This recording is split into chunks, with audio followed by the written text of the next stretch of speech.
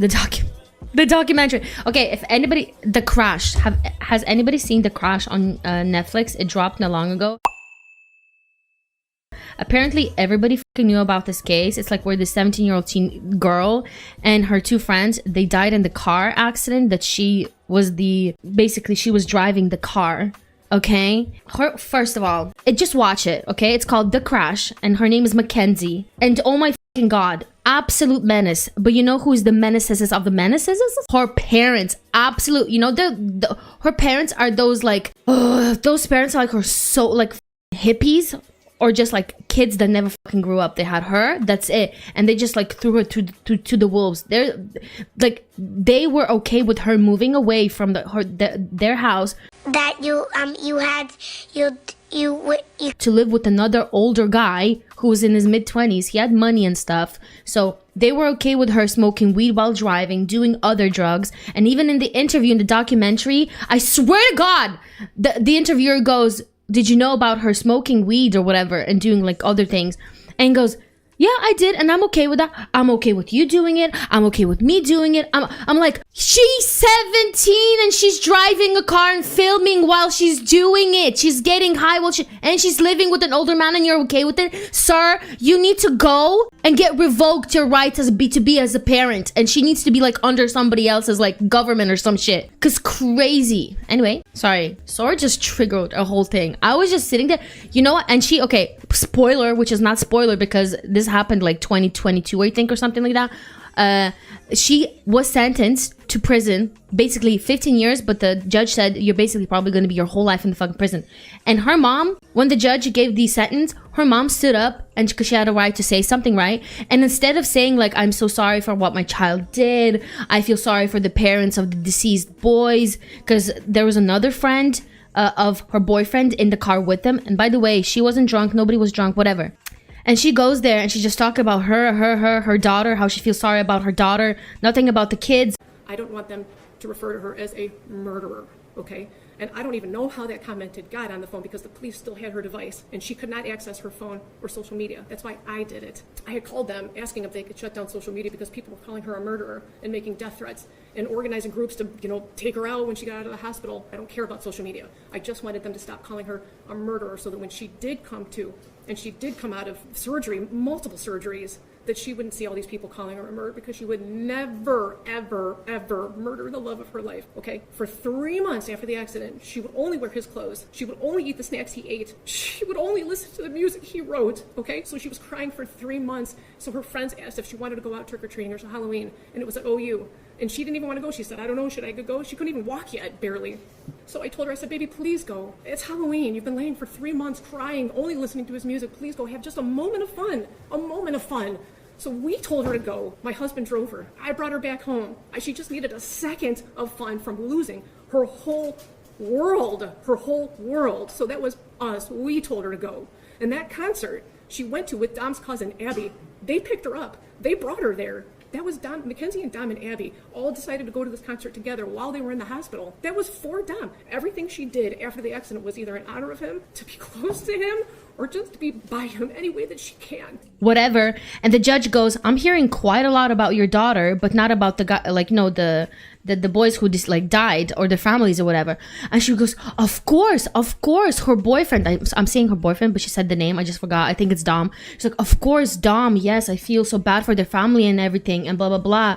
And then she goes, says the name of the other boy, and she goes, well, they were not really friends like that. And the judge goes, so his life is not important because they weren't that close? And she's like, no, of course not. But, you know, he was more friend of the... What was the other thing? I'm hearing an awful lot about your daughter. I'm not hearing very much about the two dead people.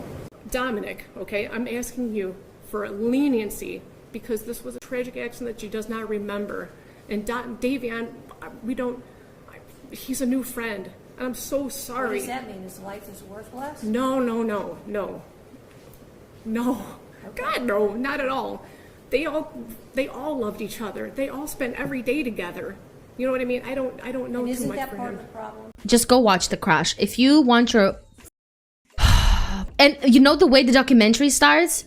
It is so lovely. It's like everybody saying nice things about this fucking girl, Mackenzie, 2 minutes, less than 2 minutes into the documentary, as soon as I saw a picture of her with lashes that look like fucking raccoons on her face, I was like, she's crazy. She has issues. And then they went on, like, you know, the way they do in documentaries, they trick you a little bit. They were like, oh, she's this. People were saying nice things about her. She was like the best person in school. And they were showing nice videos where she's sweet and everything. I was like, you are not going to trick me. I saw those fucking eyelashes. I saw those fucking lashes. And guess what? She was even worse than I thought she was.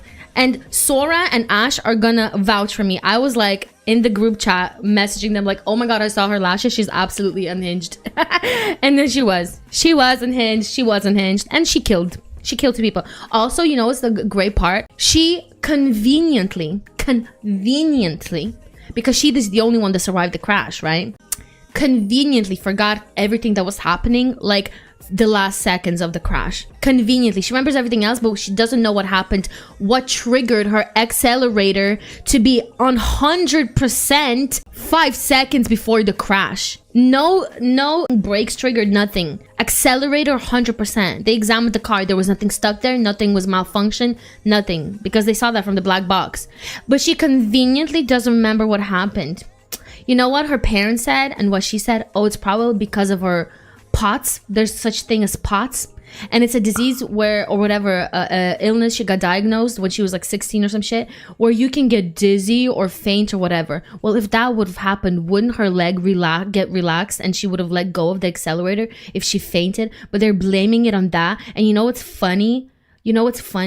Her mom said, oh yes, of course, I was so worried for her with the POTS and everything, because she would get dizzy, this and this, blah blah blah. Guess what her mom did? Next year they went and her mom signed off for her to drive a fucking car. While she's worried her daughter might be dizzy and lightheaded a lot of times, but she let her daughter drive a car and then also be okay with her smoking weed while driving a car. They're all crazy. They all need to go to jail. Her mom needs to go to jail because she's a fucking idiot, and her dad needs to go to jail because he's a fucking idiot as well. So that's my opinion about the documentary, Sora.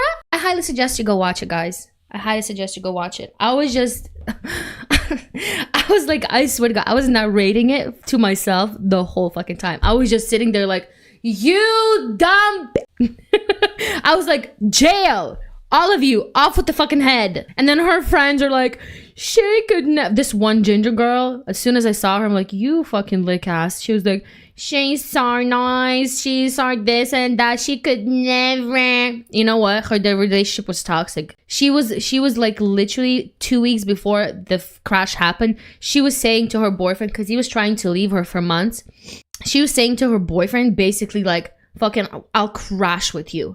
You're not gonna leave me, and if you will try to, I will fucking crash with you. And he told his mom 2 weeks before this happened, he said to his mom that she started driving erratically with him in the car. Oh, and then what the fuck, 2 weeks later, they crash into a fucking wall of a building.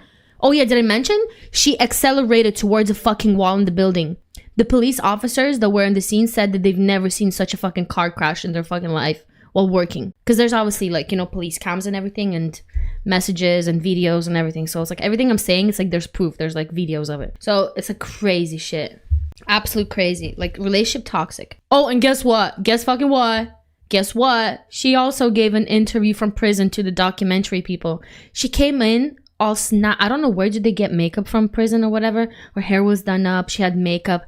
And she was like this cute girl, like, oh no, we had such a good relationship, breaking and then this and then that. I'm like, you bitch, we saw the messages, you psycho fucking bitch.